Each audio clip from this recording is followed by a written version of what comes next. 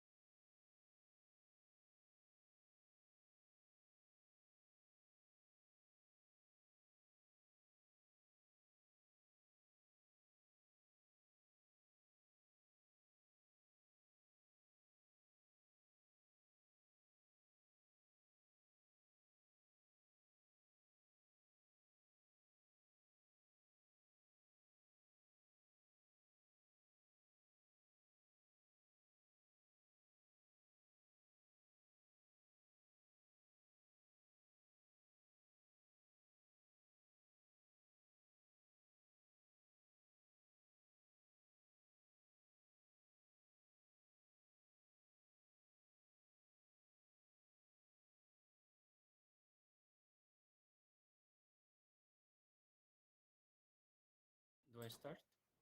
Just one second. Yeah. Yeah, Yes. let's Prasad introduce yeah. and then you can start, I guess. Just one sec, please. Sorry.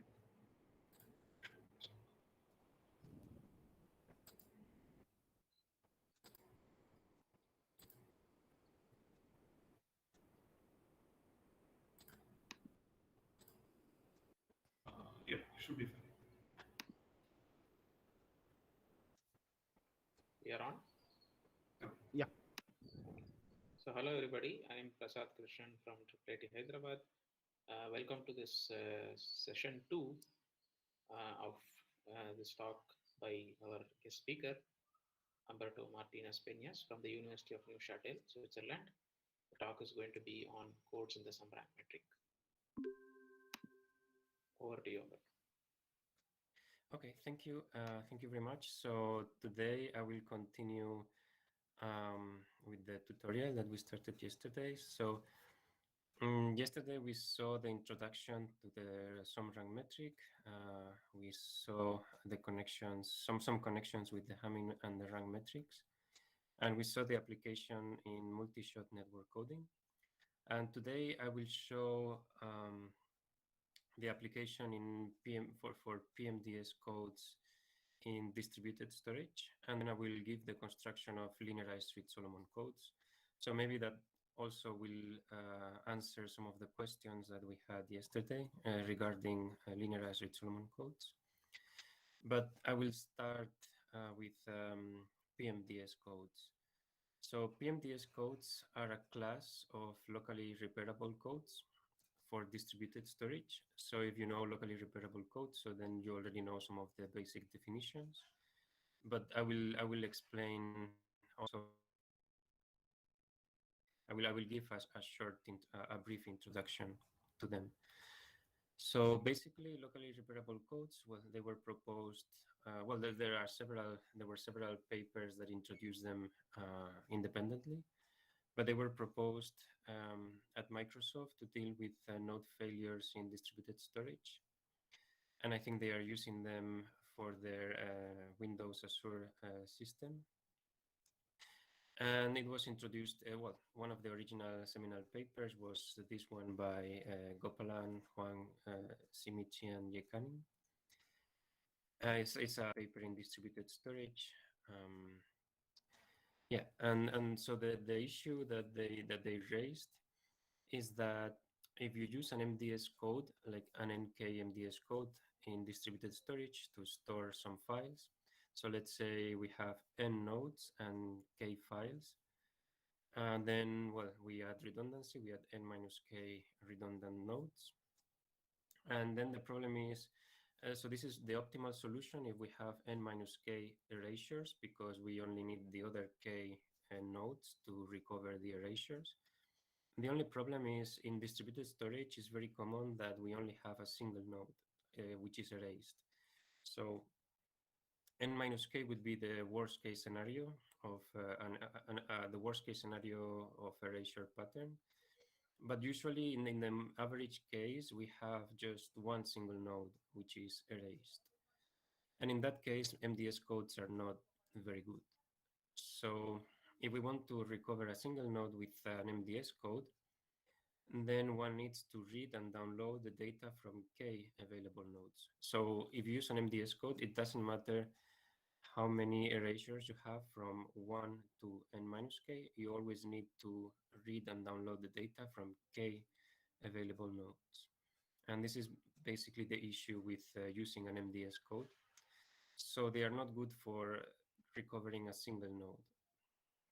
And the idea of ASIS, so locally repairable codes, is that they can repair one node, which is the average erasure case, by contacting only R remaining nodes, and usually R, we want it to be a lot smaller than K.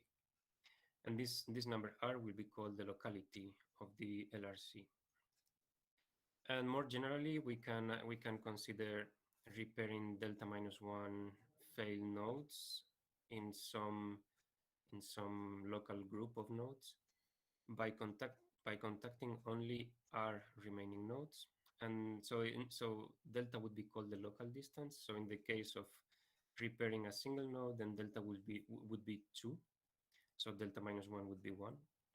But it can be generalized to a larger delta. So for example, delta equals to 3. So that means that we can repair 2 nodes by contacting R remaining nodes. And there are more generalizations of this problem. So there are different levels of locality, which is called hierarchical locality. There's also the problem of availability and having multiple sets, multiple recovery sets for a single node, etc. But here I just consider the classical problem. So we have either one single node which fails, or we have delta minus 1 nodes that fail, and we want to repair them only by contacting R other nodes. And here R has to be smaller than the dimension of the code, so a lot smaller. And R will be called the locality, and delta will be called the local distance. So here I have a small, I will give you a graphical example. So here we are encoding our information with an MDS code, a 1512 MDS code. So I'm going to arrange the symbols in a matrix or in an array. And here you can see on the left the information nodes, and on the right the parity nodes. So we have 12 information nodes and 3 parity nodes. And if this is an MDS, if we have encoded the information with an MDS code, then this is the best in the worst case scenario, which would be having 3 failures or 3 erasures. The problem is, what if we have one erasure, like in this case, because this is like the most common scenario in distributed storage. Now the problem is we have 3 parity nodes, which I drew in dark gray.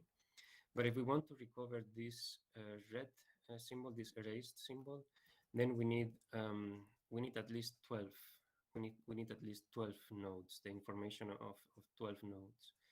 So here you see that we need a lot of we need to download data from a lot of nodes just to recover one single erasure.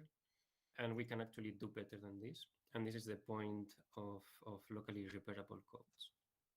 So so we see that using a 1512 MDS code, and then if we use such a code, then we need to contact at least another 12, so at least 12 nodes to repair a single node.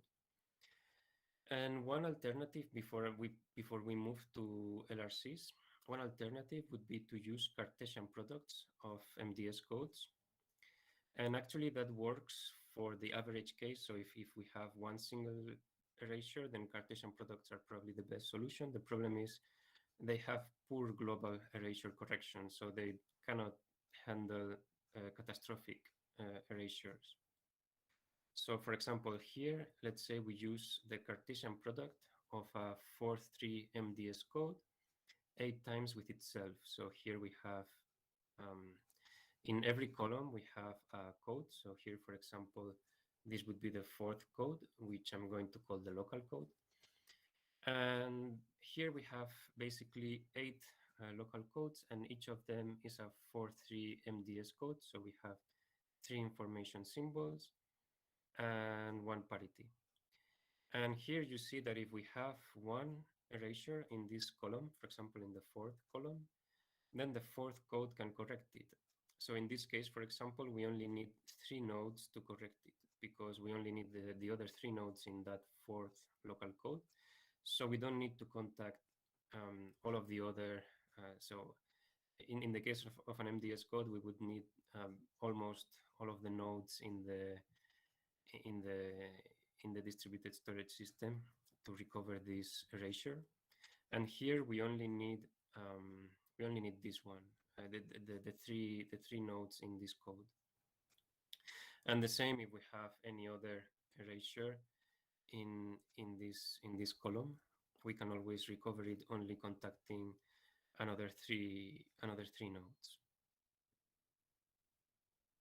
So here the locality would be 3. The problem is here, what happens if we have 2 erasures in the same local code? So this would be a catastrophic pattern, and this Cartesian product cannot correct them. So if you have a Cartesian product of 8 codes, then you can at most correct what each of the codes can correct individually. So LRCs, the point of LRCs is that we add some global parities. So we add some additional parities. So the information rate would be lower. But now we can correct both a single node, so that would be like a local erasure pattern, but also catastrophic erasures, so a global pattern. So for example, here we could correct these two erasures. And if we only had one erasure, then we could correct it locally. And if we have more than one in the same column, then we need to use more symbols. We need to use more nodes. But that's only in the case of catastrophic erasures. But the point of LRC is that they give you this flexibility. So they can correct one single or just a few erasures locally using a local code. And they also enable you to correct a catastrophic set of erasures. And in that case, it wouldn't be locally, so it would be globally. So yeah, in the catastrophic case, you need to use a big number of nodes, but well, this is only for catastrophic cases. So this is the point of LRCs, that they have these two erasure correcting modes, let's say, or yeah, these two types of erasure correction. And the idea is that the usual case is the single erasure. So in the usual case, they are very efficient because they just correct locally. So now the point is, now that we have LRCs, so if we see at this picture, we see that we have some local parities and we have some global parities. So here we have two global parities and we have one local parity in every column. So in every local code or in every local group. And now the question is, what is the best way to arrange these parities in order to correct the most erasures and at the same time to have the largest information rate? So in a way, we want to see how well we can do. So which are the best locally repairable codes? So yeah, we basically, among different trade-offs, we would like to know which LRCs can be considered optimal. And one way to look at that is to look at the global minimum Hamming distance of the code. And this is one of the things that most people look at. So they want to construct locally repairable codes with localities R delta and with a large minimum distance, so a large global minimum distance. And yeah, so that's one trade-off. And for that, there is a singleton bound that takes R and delta into account, apart from the length of the code and the dimension of the code. And there are codes which are optimal with respect to that singleton bound. And the most famous are the Tamo-Bar codes, which also received an Information Theory Society paper award. But here I'm going to consider a different trade-off. So I'm going to consider PMDS codes, which are actually stronger. So PMDS codes are stronger than LRCs whose minimum distance attains the singleton bound, because PMDS codes can correct any erasure pattern that is information theoretically correctable given the localities R and delta. So basically, they can, so their minimum distance attains the singleton bound, so they are optimal for the minimum distance, but also they can correct some additional erasure patterns. And in fact, they can correct all of the erasure patterns that one can correct information theoretically. And I'm going to describe these patterns now. So the definition, the formal definition of PMDS codes is like this. So we say that an LRC C, which I consider in FQM to the n. So the field size, I already express it as Q to the n because I'm going to use MSRD codes of code length n and of dimension k and with R delta localities. So we say that it is a PMDS code if it can correct delta -1 erasures per local group plus another H erasures anywhere else altogether. So it can correct an erasure pattern such that there are delta -1 erasures in every local group and another H erasures anywhere else. And here H is the number of global parities. So yeah, H here represents the number of global parities, which is equal to GR minus K. So yeah, there is a reason why the number of, so this equality, well, I'm not going to justify it, but yeah, essentially the number of global parities would be the code length, but then you have to remove the local parities. And what you get is G times R nodes. So you have to remove the dimension, and therefore the number of global parities would be GR minus K. So yeah, this would be the definition of a PMDS code. So it has to have R delta localities. So it can correct delta -1 erasures in a local group only by contacting R nodes. But on top of that, it can correct an erasure pattern such that there are delta -1 erasures per local group, and additionally another H erasures anywhere else. But in any case, I'm going to show now a picture, so to describe these erasure patterns. And the main problem in constructing PMDS codes is that the field size it cannot be linear actually. So there is a paper by Gopi, Jekanin, and Guruswamy, I think, where they give some lower bounds on the field size, and they show that it cannot be linear in most cases. So this is a problem. One can construct LRCs which have optimal minimum distance, so which attain the singleton bound. And that's, for example, Tamo barcodes, which attain linear field sizes. But if you want to construct PMDS codes, then you cannot obtain linear field sizes. So now the problem is, what are the smallest field sizes that you can obtain in a PMDS code? So the objective here is to construct PMDS codes with the smallest possible field sizes.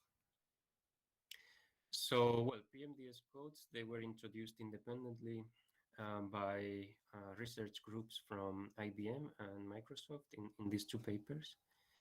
So the group at IBM is the first one by Blaum et al. And they thought of this problem for the RAID type architectures in distributed storage. And the second reference is the one by the group at Microsoft with Copeland et al. And they thought of it for local repair for their Windows Azure system in Microsoft. And well, they basically appeared more or less independently. And they describe, the definition is like the one I gave you. And now I'm going to give a graphical description of what erasures can a PMDS code correct. So in this case, we have the same example as before. So now delta would be 2, because delta -1 is the number of local parities, so that would be 1. So we have 1 local parity per local group. And then the number of global parities is 2. And here you can see that the number of global parities coincides with GR minus K, because G is the number of local groups, so we have 8. R is the locality, which is 3. And K would be the dimension, so the number of light gray nodes, so the nodes that I colored with light gray. And if you count them, then you get 2, so there are 2 global parities. And here we can correct 1 erasure per local group only by contacting 3 nodes locally. But in terms of global erasure patterns, we can correct catastrophic erasure patterns where we have 1 erasure per local group plus another 2 erasures anywhere else. So for example, we could have one erasure per local group like this. So here the local erasures are depicted in white. So here we have one erasure per local group. And now we can have two extra erasures anywhere else. So for example, these two in red, or we could have these two or these two, etc. So these are basically the erasure patterns that we can correct, the global erasure patterns that we can correct with a PMDS code. So these are erasures, so erasure patterns of this form in this example. Okay, so yeah, basically, yeah, so it's, as I said, it's one erasure per local group plus two extra erasures anywhere else. And that would be the most that you can correct information theoretically. So, well, there are several constructions of PMDS codes, so the references are quite long. But we showed how to construct PMDS codes using MSRD codes in this work. And so the ones that we construct have the smallest field sizes for some parameter regimes. So it's quite complex to compare the different field sizes that people obtain. So there are many constructions, and some constructions achieve the smallest field sizes for some parameter regimes, but not for others. So our case, we obtain the smallest field sizes for very small locality. And now, well, yeah, I'm going to show the construction, and then I will give some other references. So this construction, the idea is to use MSRD codes. And for that, what we are going to do is we are going to choose first the local codes. And the local codes will be MDS codes of length r plus delta minus 1 and dimension r.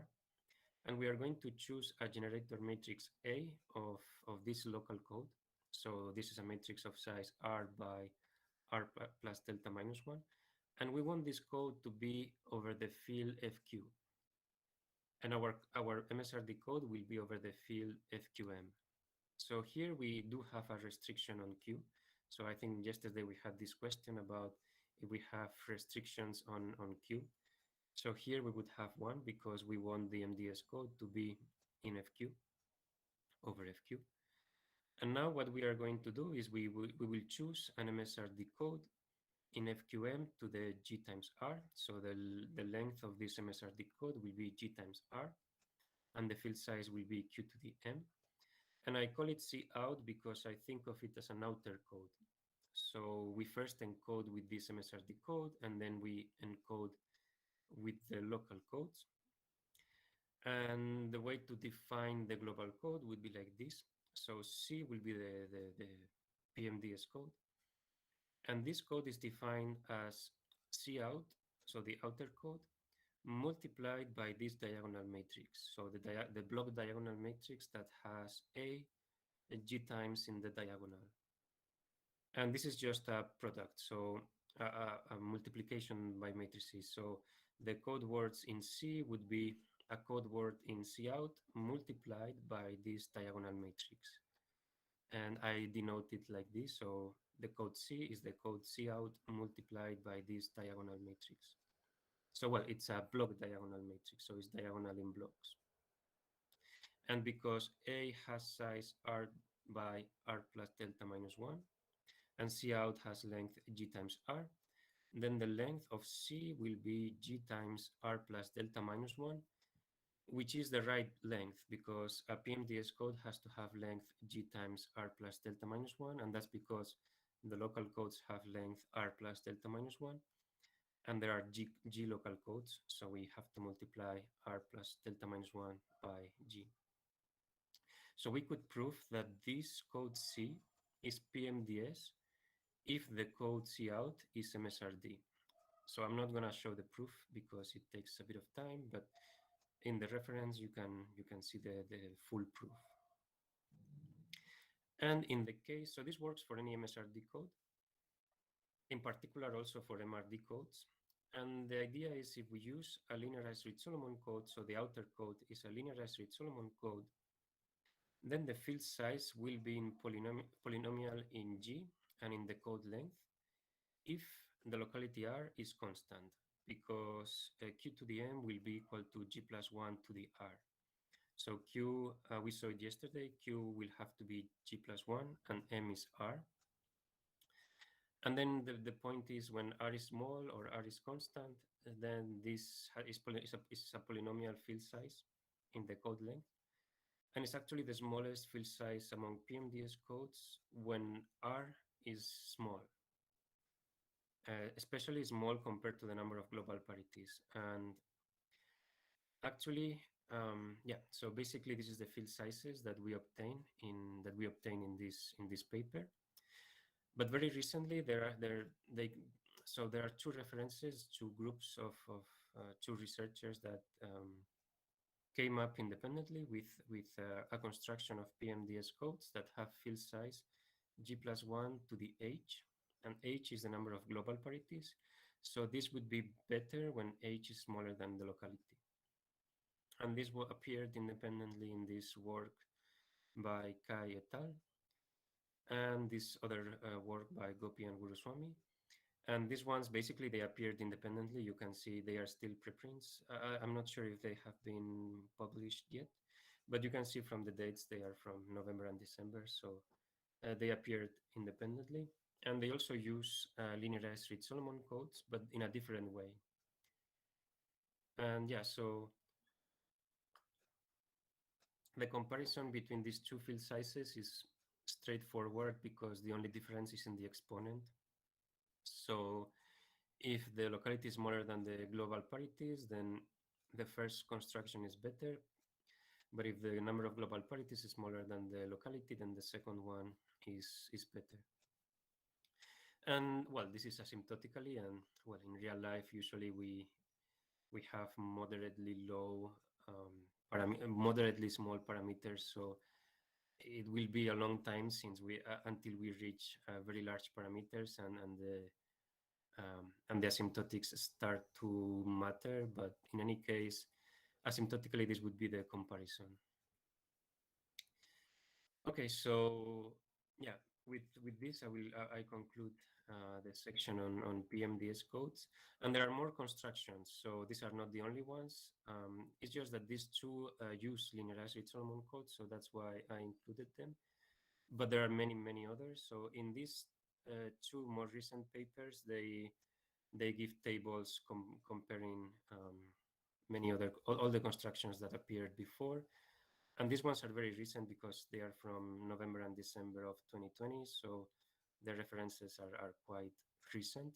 So they are a good place to look for other constructions. And they also give tables, so it's very nice. And yeah, so with this, I will conclude the part on PMDS codes. And now I will move. I have Yes. a question. Yes. So the title in your paper is like universal and dynamic LRCs with maximum recoverability. So what is universal and dynamic? What does that signify? Yes. So the idea there is that the local codes actually can be chosen as any codes. So usually in the PMDS literature, we just consider the local codes to be MDS. So as I showed in the picture, so you have, for example, a 4.3 MDS code for the local code. So that means you would have locality 3, so R would be 3, and delta would be 2, because it would be the minimum distance of the local code. But that would be if the local code is an MDS code.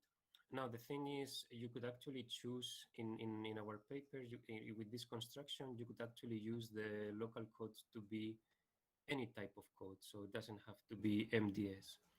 And one of the advantages of doing that is that, for example, you can choose the local codes to be LRCs. So you can have an LRC where the local codes are in turn LRCs. So, for example, that could enable you to have hierarchical localities, so higher level localities, lower level localities, etc. So yeah, basically the universal adjective, it means basically that the local code can be anything. Okay. And the dynamic part was because we can change from one to the other only by changing the local code. So you could actually have a local code that is MDS, and then you can change it to a locally repairable code, for example, and you can do that locally. So that's why we call these codes like this. So it's kind of an extra feature. It's an extra feature of this construction. But the most common thing is to just consider the local codes to be MDS. So at the end of the day, the main scenario is the one that I showed in the picture. Right. Okay. One more question. Yeah. Do these specific kind of constructions have anything to do at all with network coding problems? Yeah, actually, the proof. Yeah, so if you look at this construction, the proof that this is a PMDS code is similar to the proof that an MSRD code can correct any pattern in network coding. Because if you look at the code, we multiply by this block diagonal matrix. So in multi-shot network coding, this would be the transfer matrices of the network in different shots. Right. So you can see this multiplication as the effect of linear network coding in some way. Right. Okay. So there is some connection, but it's mainly in the proofs. So in the proofs, you can see that the proofs are similar. Okay, understood. Thank you.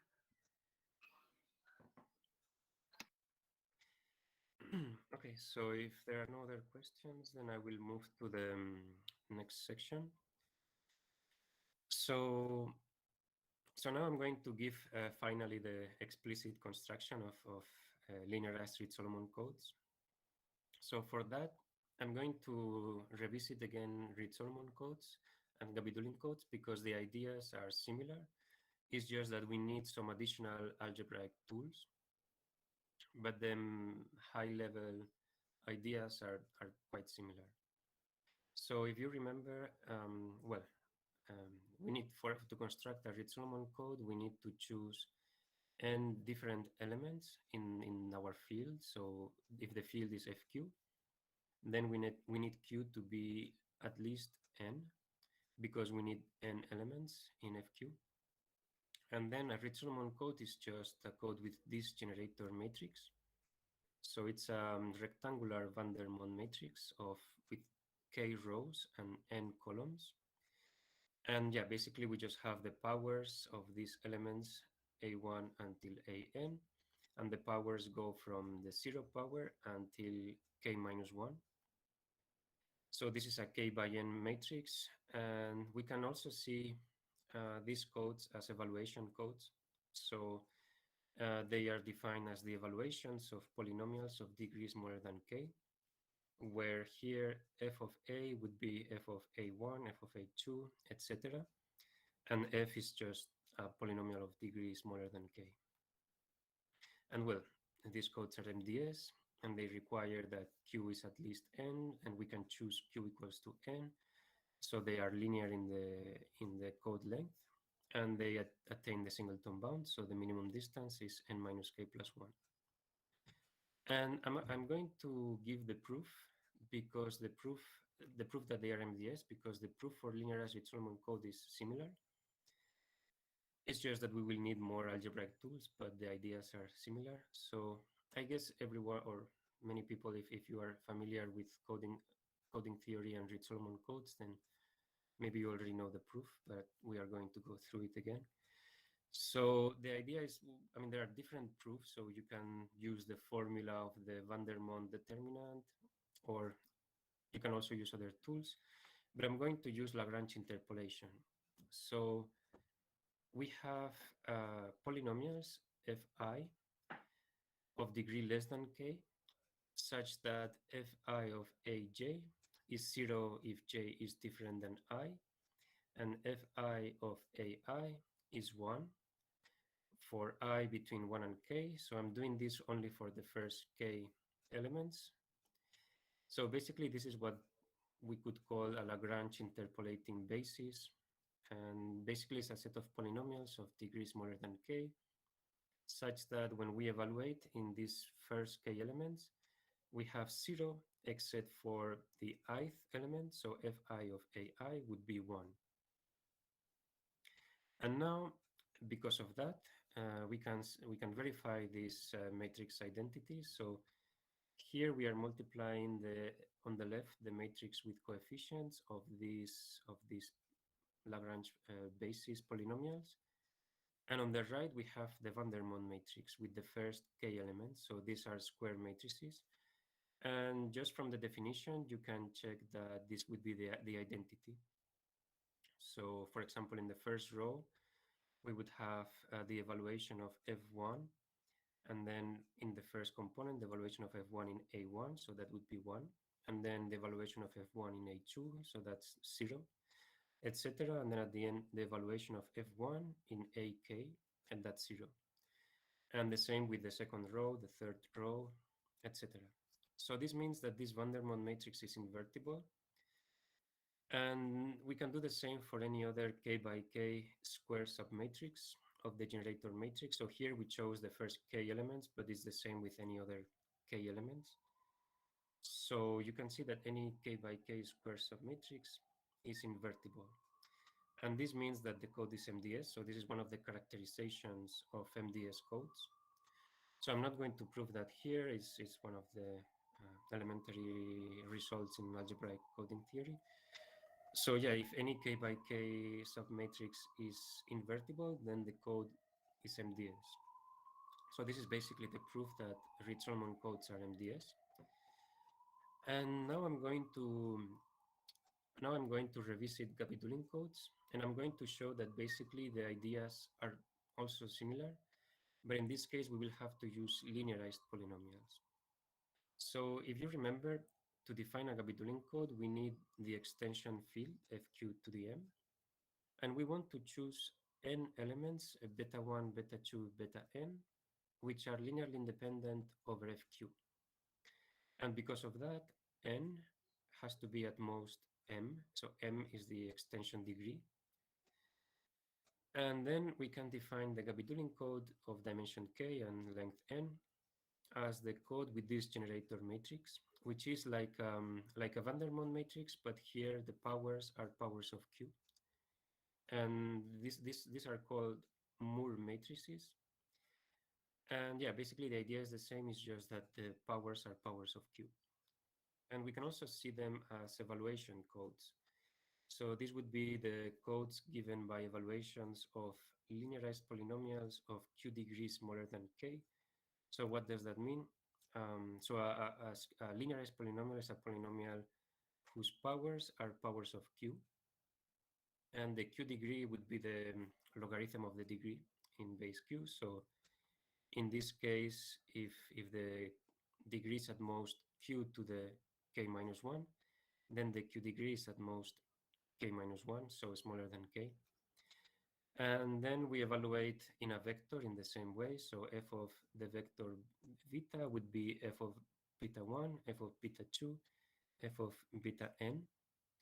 And so the definition is very similar. So we just have to replace polynomials with linearized polynomials. And as we mentioned yesterday, they are MRD codes. So their minimum rank distance is n minus k plus 1. But they require, and this is any MRD code requires that m is at least n. So the field size is at least q to the n. So it would be exponential in the code length. And now I'm going to go through the proof that these codes are MRD. So this is going to require a second step. So at the beginning, it's going to be very similar, but then I will use an additional step. But at the beginning is the same. So we are going to use Lagrange interpolation, but using linearized polynomials. So we could call this linearized Lagrange interpolation because we use linearized polynomials. So the theorem would be like this. So there exist polynomials of this form, so fi, which are linearized. So the powers are powers of q. So the first one would be x to the q to the 0, and then x to the q to the 1, and then x to the q squared, until x to the q to the k minus 1. And such that, so there exists such polynomials such that fi of beta j is 0 if j is different than I, and fi of beta 1 is 1. And this is for I between 1 and k, so I'm also choosing only the first k elements. And now we can verify the same matrix equation. So now it's the same, it's just that, and now because these polynomials are linearized polynomials, then in the matrix on the right, we need to take powers which are powers of q. But now the identity is the same. So we have the first row would be the evaluation of f1 in beta 1, so that's 1. The second component of the first row would be the evaluation of f1 in beta 2, so that's 0, and so on until we have f1 of beta k, which is 0. And the same for the second row, the third row, etc. So we see that the matrix on the right is invertible, and the same happens with any other k by k submatrix of the generator matrix of a Gabidulin code. So this proves that they are MDS, but we want to prove that they are MRD. So this is only the first step. So we have proven that they are MDS. And now we need an additional step to prove that they are MRD. So this is what is different with respect to Reed-Solomon codes. So we have shown that they are MDS, and we want to show that they are MRD. And we are going to use this identity, which is another relation between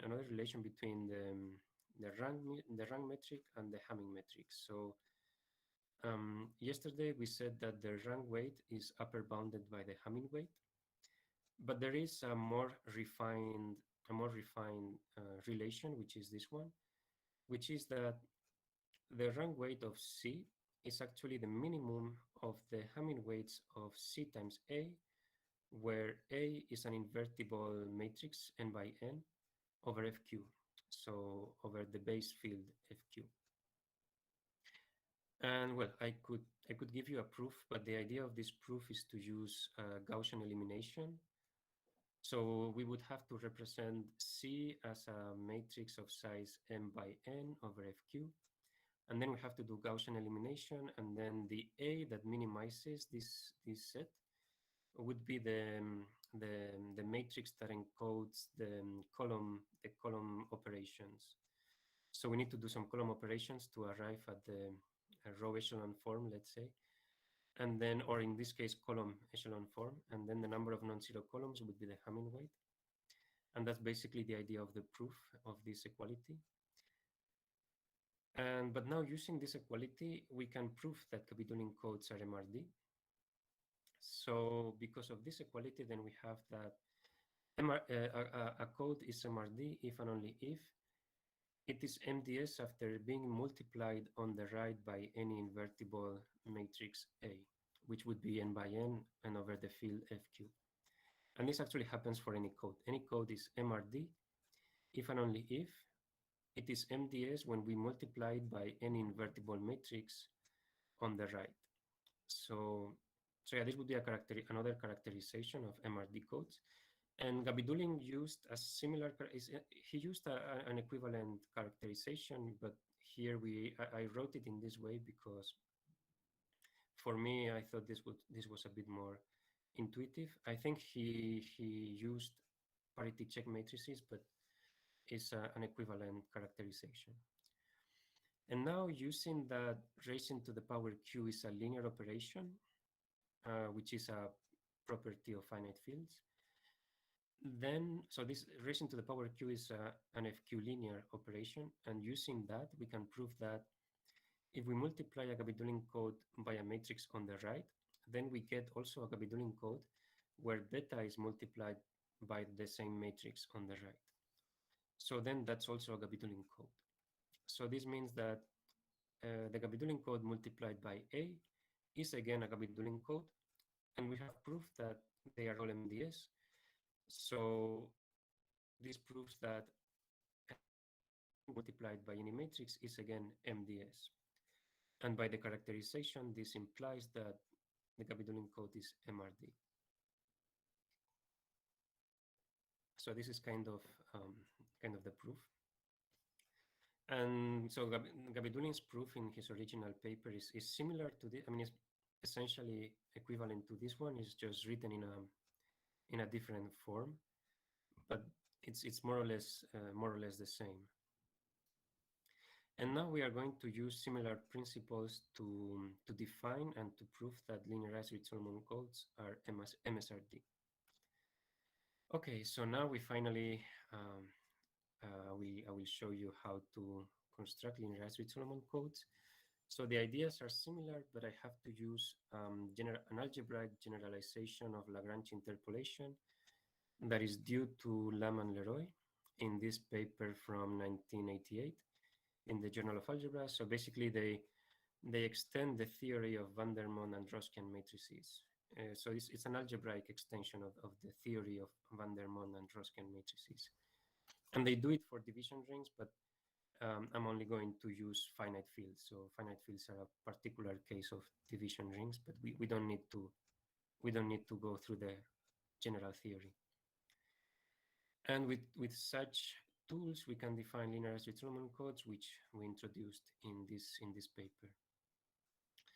So the definition will be as follows. So it might look a bit messy if it's the first time that you see it, but well, if you work a bit with the works of Lam and Leroy at the end, if you get familiar with it, then it becomes familiar.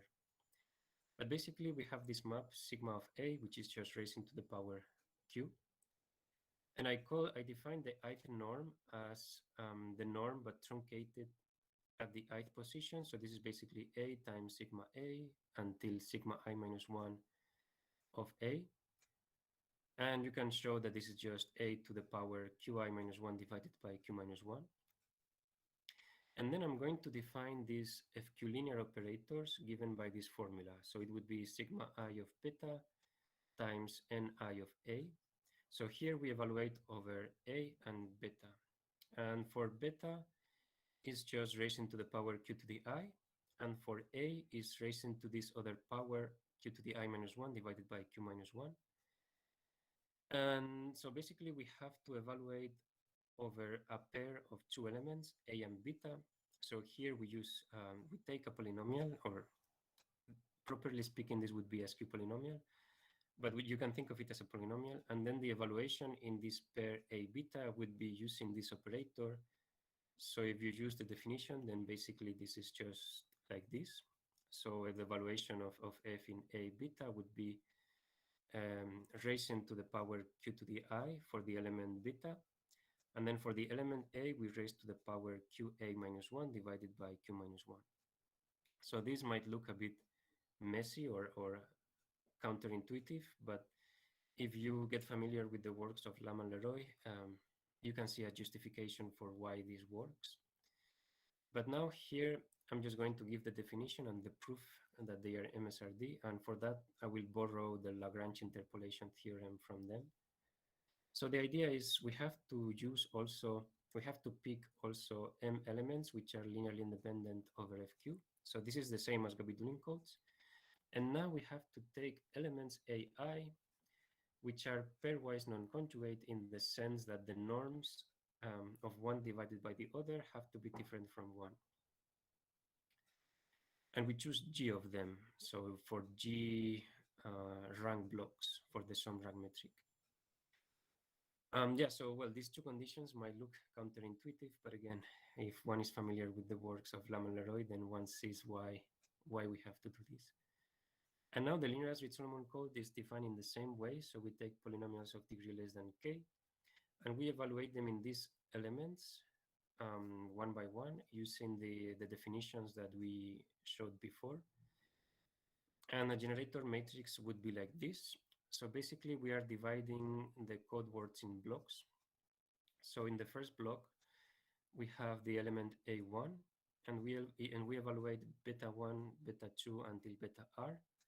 And then we do the same for the second AI, so for A2. And we do the same until the n, and in the end we have AG, and we evaluate AG and then beta 1, beta 2 until beta r. And this corresponds to the partition of the length into blocks for the sum rank metric. So the sum rank metric would be a sum of G ranks.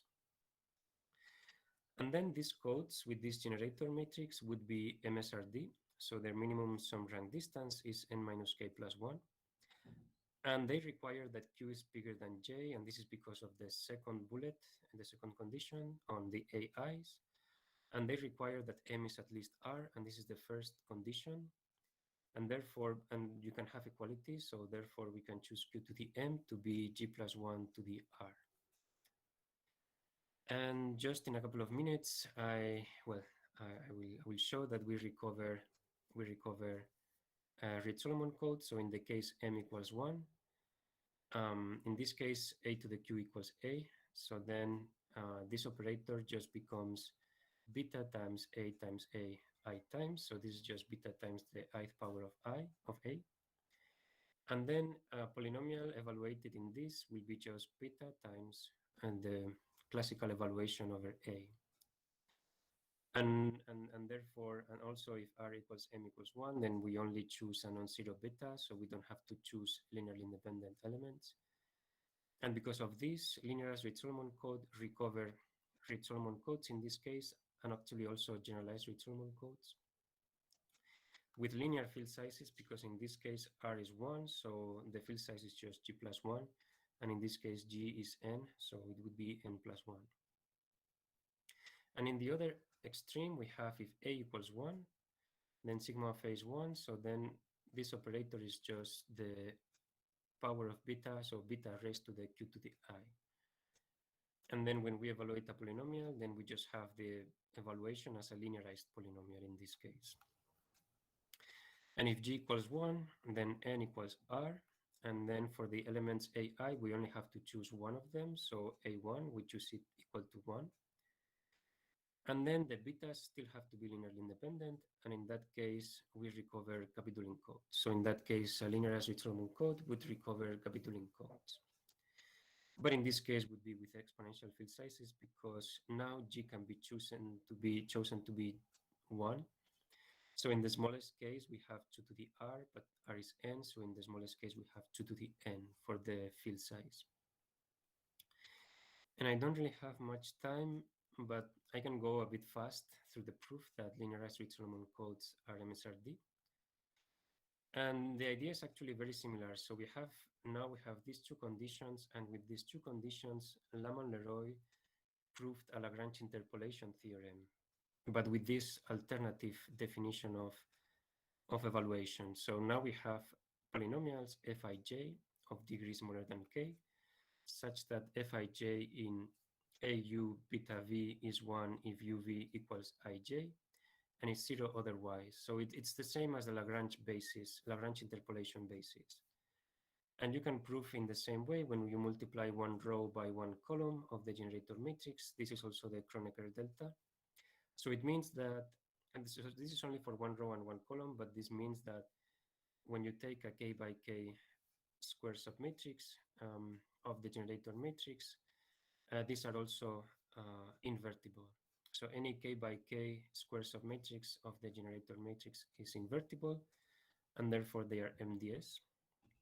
And the only thing that changes is that we use the Lamont-Leroy Lagrange interpolation theorem, which I refer you to the original papers for the details, because it's actually a long proof, so I don't have the time for it. And then to show that they are MSRD, it's basically the same idea as in the Gabidulin case, but now we have this other relation between sum rank weights and Hamming weights. So the Hamming weight, so the sum rank weight of C would be the minimum of the Hamming weights of C multiplied by a block diagonal matrix of which are formed by invertible matrices. So it's the same as before, but now we have multiplication by a block diagonal matrix.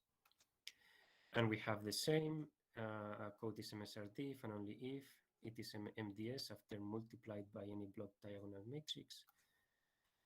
And using again the linearity of the linearized polynomials, we have that when we multiply a linearized Reed-Solomon code by a block diagonal matrix, it is again a linearized Reed-Solomon code.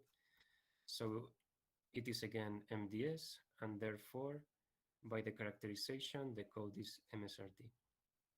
So okay, I went a bit fast through this, but this is basically the idea. So it's similar to the Gabidulin case, but using block diagonal matrices, and the results by Lam and Leroy. So well, we also can adapt the Berlekamp-Wells decoder. So it was adapted to Gabidulin codes by Loitreau. We adapted it to linearized Reed-Solomon codes in this paper. And well, with that, I'm going to conclude. I wrote a short conclusion, but basically, just to sum up, so the sum rank metric recovers both the Hamming and rank metric as particular cases. And any code, so codes attaining the Hamming rank and sum rank singleton bounds are called MDS, MRD, and MSRD, respectively. And any MRD code is MSRD, but MRD codes require exponential field sizes, which can be impractical for very large parameters, for decoding and encoding. And linearized Reed-Solomon codes are MSRD, and they have sub-exponential field sizes, and they are of this form, so G+1 to the R. And that can be polynomial if R is constant. And well, they can be used for multishot network coding, also for space-time coding, but I didn't have the time to show this. You can explore this reference. And then, well, they can also be used to construct PMDS codes with some of the smallest field sizes. And here I also have the newest references. And with that, I will conclude. Thank you for your attention, and don't hesitate to ask me if you have any questions. Thank you. Thank you so much, Umberto. Thank you. So, any questions from the audience?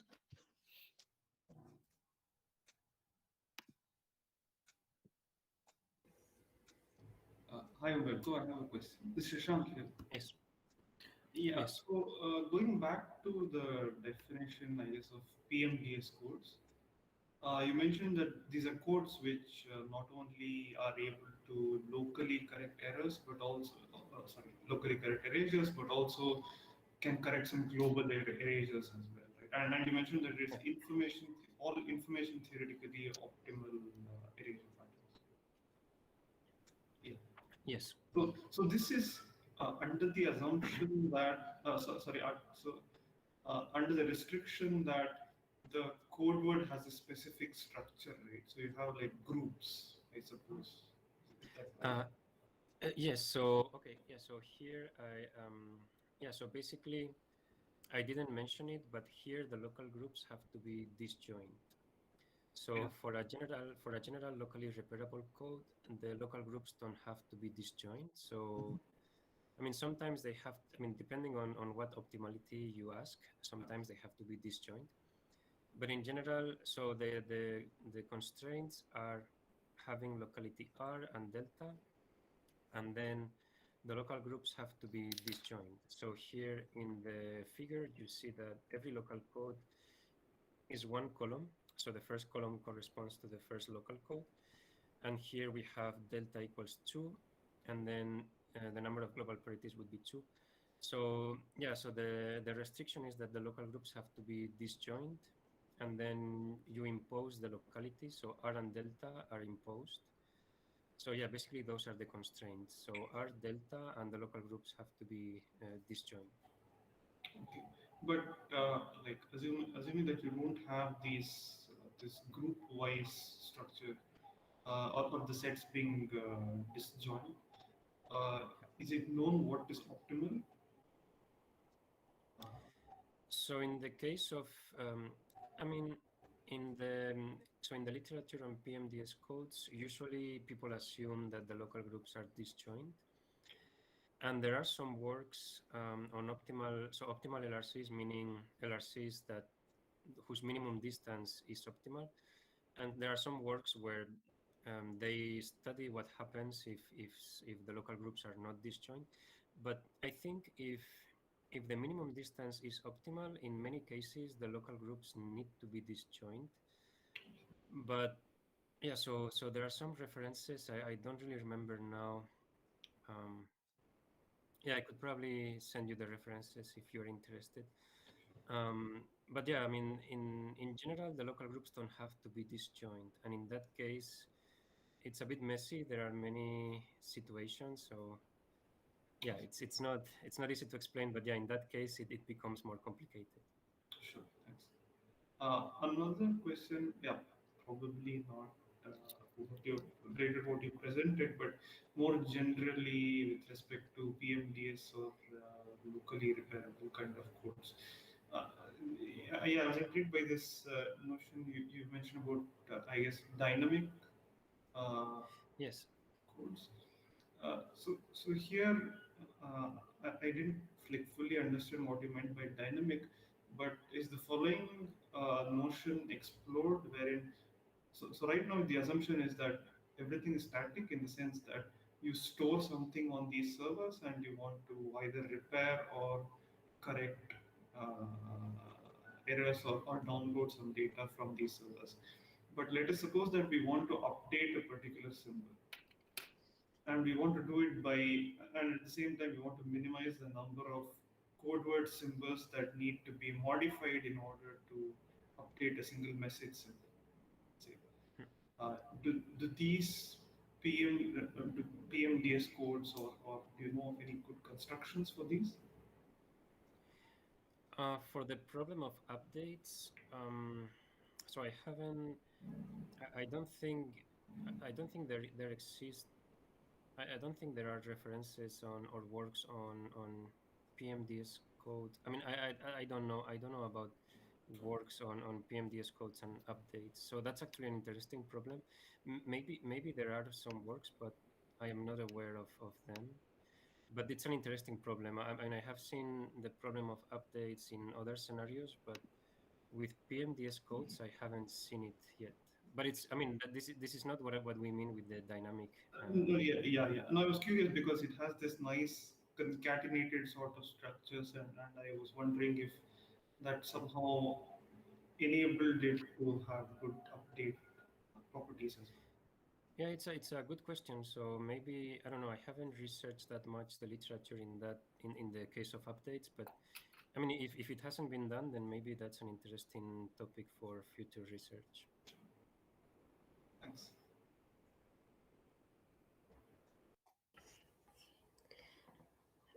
Hi, Umberto. This is Lalita. Hi. Hi. So regarding the properties of the MSRD codes themselves, like, do we know that, let's say, the dual of MSRD are the same as MSRD codes? I mean, those kind of properties. What are the interesting properties? I assume similar things will. Uh, yes, actually, yes. So some of these properties are also the same as in the case of MDS code. So yeah, the dual of an MSRD code is MSRD. Also, you can shorten and puncture them. So any puncturing of an MSRD code is also MSRD code. And yeah, so some of the basic properties are basically the same, and the proofs are similar. I see. I see. And the only problem is, I think, well, um, yeah, so in terms of weight distributions, there aren't many. I mean, there aren't really any works on weight distributions. I saw that there was a work where they showed that McWilliams equations are not true for the sum rank metric in general. So in general, they are not satisfied. So there are some issues. So some of the properties are not true anymore. I think the McWilliams extension theorem is not true either. So yeah, some of the results for classical Hamming metric codes are not true in general for some rank metric codes. So one more question. So for the Hamming weight, let's say there are these notions of generalized Hamming weights and so on, right? So where Yes. we can, I mean, kind of see the supports of higher dimensional subcodes and so on. So are there equivalent metrics equivalent things in rank metric and some rank metric? Yeah, yes, actually there are. So in the rank metric, There was originally a paper by Frederico Gie from Singapore, where she showed a way in which you could define generalized rank weights, but it was only for some parameters, I think, or in some cases. And then there was a work by this group from Japan. Yeah, I can send you the references if you are interested. Sure. But yeah, there are definitions of generalized rank weights, and then there are definitions of generalized sum rank weights also. Yeah, so Thank you. I mean, if you yeah, so if you check on Google Scholar generalized rank weights, probably you will see the one by the Japanese group. It's probably the first one that will appear. Sure. Yeah. Thank you. You're welcome. Okay. I have a couple of questions. Yes. The first one is so usual this notion of rank metric codes in the network coding scenario have been sort of generalized, or you can say subsumed within this notion of subspace codes. Yes. So would there be an equivalent notion here also, like some subspace metric codes? Yes, actually, yeah. So in the paper, yes, so in the paper that we wrote with Francis Shang on multishot network coding, so we show how to so we propose a definition of yeah, as you say, like some subspace codes, Mhm. and the idea would be like in the single shot network coding. The idea would be that the subspace version is good in the non-coherent case. So Mhm. when you don't know the transfer matrix, Right. and using some rank metric codes would be good for the coherent case. So when you know the transfer matrices, and basically so we showed it works in a very similar way as in the rank metric case. So you can lift a linearized Reed Solomon code to transform it into some subspace code in the same way that you can take a Gabidulin code and then you can lift it to construct a subspace code like Right. the Keter-Shishan codes. Yes. Yes. Yeah. As far as I remember, in the subspace version, there are like couple of metrics. One is the usual subspace metric, which corresponds to the rank metric. The other one is the injection metric, if I remember right. Yes, so actually that works in a straightforward, yeah. So it can be extended in a straightforward way. So Okay. there is some version of the injection metric and some version of the Okay. subspace metric. It's a straightforward extension. And these codes essentially work in both. Yes. So yeah, because yeah. So the thing is, the subspace metric and the injection metric, they coincide for constant dimension codes. So that's Correct. one type of subspace code. Yeah. Right. Thank you. The other question which I had, I'm not sure if I'm phrasing this properly Yes. also. So you had this relationship between rank weight and the Hamming weight or Yes. for the higher order field I think. construction, right? Uh, so yeah, here I have it for yeah. So Correct. here I have Correct. it for Correct. yeah. Yeah. So the question is there a notion that is in between these two? Like where, so here you're looking at all possible invertible matrices, right? Yes. So are there like non-trivial subgroups of these matrices which one could look at, and then uh, you get a different metric which is also interesting for some scenarios. Yeah, actually, that's a very good question. So I looked at it for a while, but I mean, at least me, I didn't arrive at any interesting result. I didn't really looked at it for a very long time, but I think it's a very interesting question. So I mean, right now I'm not working on that. So, Right. but yeah, it's I think it's a very interesting question. So yeah, there might be some interesting metrics where you change the group of invertible matrix by another group of matrices. So yeah, Right. I think that's a very interesting question. But yeah, I don't have any definitive answers.